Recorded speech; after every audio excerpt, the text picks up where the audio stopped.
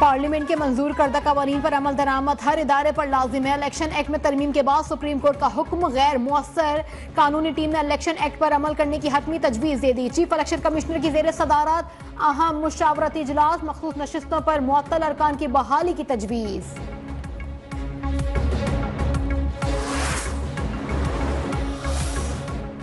Election act तरमीम से 12 जुलाई का फैसला गैर मुअस्सर नहीं हो सकता। सुप्रीम कोर्ट के अक्सरियती जजेस ने मामले पर एक और वजाहती बयान जारी कर दिया। लिखा, इलेक्शन कमीशन 12 जुलाई के फैसले पर अमल दरामद का पाबंद है। जजेस की राय, तरमीम का इतलाक माजी से नहीं हो सकता। फैसले पर अमल दरामद किया जाए। अक्सरियती जजेस का अपनी वजाहत इलेक्शन कमीशन को भिजवाने का हुक्म।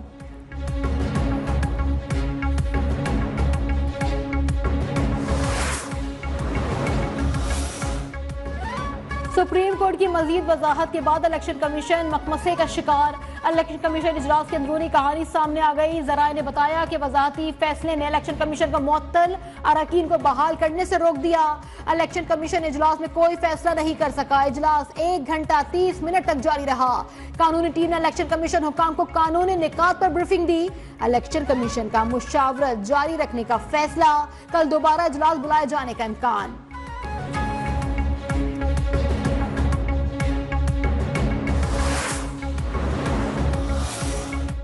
जमीयत उलमा इस्लाम, मुस्लिम लीग नून ने और पीपल्स पार्टी अदालती इस्लाहात पर मुत्तफिक हो चुके हैं। हम आइन साजी की तरफ बढ़ रहे हैं। चेयरमैन पाकिस्तान पीपल्स पार्टी बिलावल भुट्टो ने मुश्तरका पार्लिमानी इजलास से खिताब किया।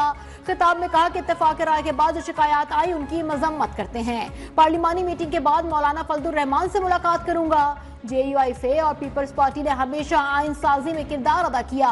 आइन साजी अपनी सियासी ताकत पर पास करके दिखाएंगे। उम्मीद है वजीर आजम ने कल जो यकीन दहानी कराई उस पर कायम रहेंगे।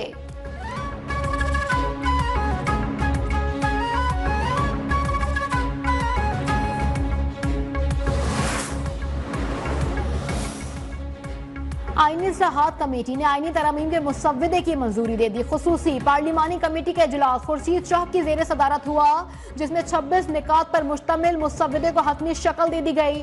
ड्राफ्ट के मुताबिक समंदर पार पाकिस्तानियों को इलेक्शन लड़ने का हक दे दिया गया।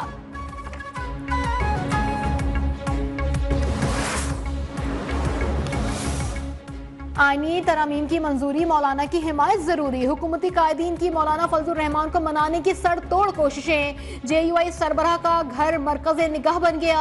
तहरीक इंसाफ की क़यादत के बाद चेयरमैन पाकिस्तान पीपल्स पार्टी बिलावल भुट्टो की मौलाना से एक और मुलाकात। आईनी तरमीम से मुतालिक इख्तिलाफी निकात पर तबादला ख्याल। वजीर आजम शहबाज शरीफ और बिलावल भुट्टो गुज़िश्ता शब भी मौलाना से मुलाकात करेंगे।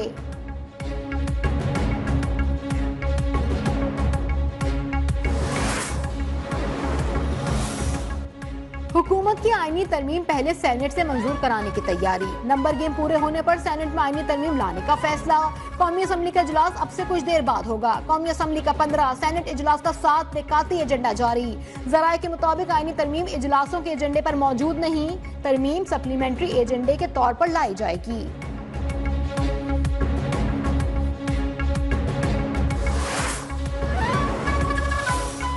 अदालती इस्लाहात से मुतालिक कानून साजी, वजीर आजम की काबीना के सीनियर अरकान से मुशावरत। मौलाना फजलुर रहमान से होने वाली मुलाकात पर एतमाद में लिया। इलेक्शन कमीशन से मखसूस नशिस्तों की बहाली पर भी हुकूमत पर उम्मीद।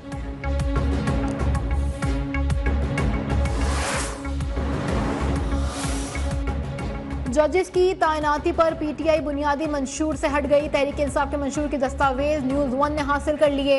PTI ने इब्तदाई मंशूर पर जमात की रजिस्ट्रेशन करवाई। जजेस की तैनाती जुडिशल कमीशन के तहत होनी चाहिए। अकबर बाबर ने कहा कि पार्टी आइन में वाज़ेह है कि संगीन इल्जामात का सामना करने वाला जमात का रुकन नहीं रह सकता। तय किया गया था कि पार्टी भी जमहूरियत होगी। वर्कर्स क़यादत का इंतखाब करेंगे। अपनी सियासत के लिए पार्टी मंशूर से इनहराफ किया गया।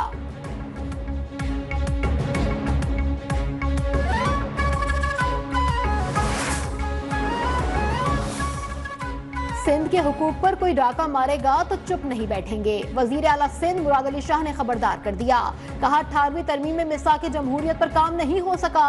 मौलाना फजलुर रहमान इस हवाले से पुल का किरदार अदा करके रहेंगे।